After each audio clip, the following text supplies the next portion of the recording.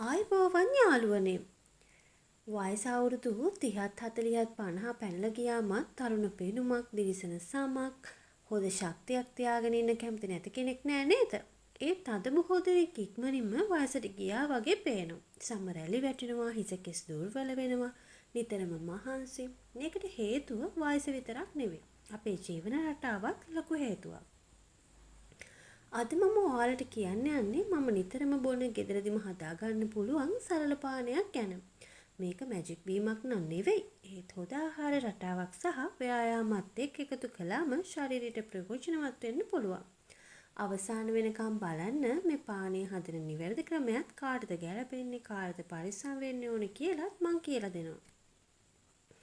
අපේ ශරීරයේ සෛල හැමදාම අලුත් වෙනවනේ. ඉතින් කාලයත් එක්ක ඒ ක්‍රියාවලිය ටිකෙන් ටික මන්දගාමී වෙනවා.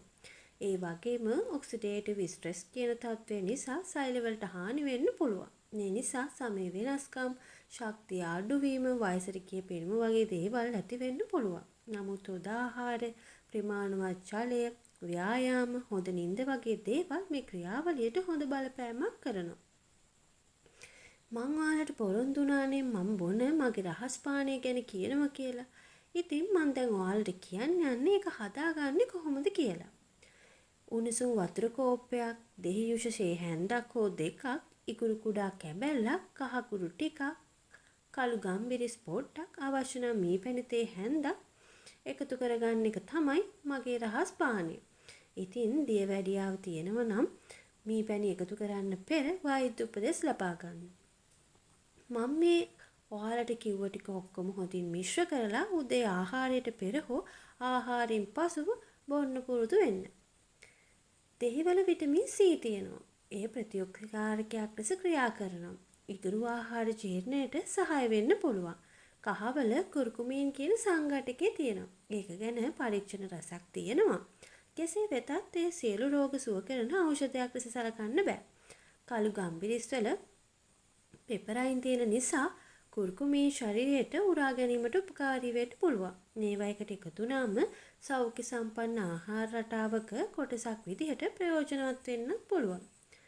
මේ පානය විතරක් ඇතිද? නෑ. ලස්සන සමක්, හොඳ සෞඛ්‍යයක් තියෙන්න නම් දවසට ප්‍රමාණවත් වතුර බොන්න. දිනපතා පළතුරු සහ එළවලු කන්න, ප්‍රමාණවත් ප්‍රෝටීන ලබා ගන්න, ව්‍යායාම කරන්න, පැය 7ක් 9ක් නිදා ගන්න, දුම්පාන සහ අධික මත්පැන් භාවිතයෙන් වළකින්න. මේ පුරුදු තමයි ඇත්තටම වයසට යාම ප්‍රමාද කරන්න උදව් වෙන්නේ. දැන් බලමු මේ වගේ කාටද පරිස්සම් වෙන්න ඕනි කියලා. ආමාශය අම්ල ගැටලු, වන, ගර්භණීභාවය, රුධිරය තුනී කරන ඖෂධ භාවිතය හෝ වෙනත් දිගුකාලීන රෝග තියෙනම් මේ වගේ පානයක් නිතර භාවිතා කිරීමට පෙර වෛද්‍යවරයෙක්ගෙන් උපදෙස් ලබා ගන්න.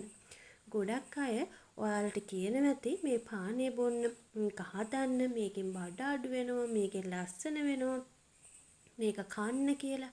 හැබැයි ඔයාලා එක එක රෝග තියෙනවා නම් සමහරක් අය රෝග දන්නේ නැති වෙන්න පුළුවන් ඔයාලට තියෙන.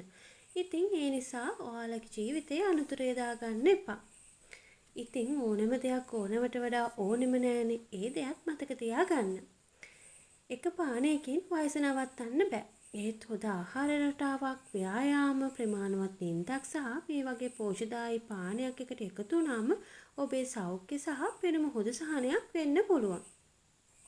මේ වගේ සෞඛ්‍ය වෙදගත් වීඩියෝ බලන්න කැමති නම් වීඩියෝවට ලයික් කරන්න, channel එක subscribe කරන්නත් අමතක කරන්න එපා. ඔයාලට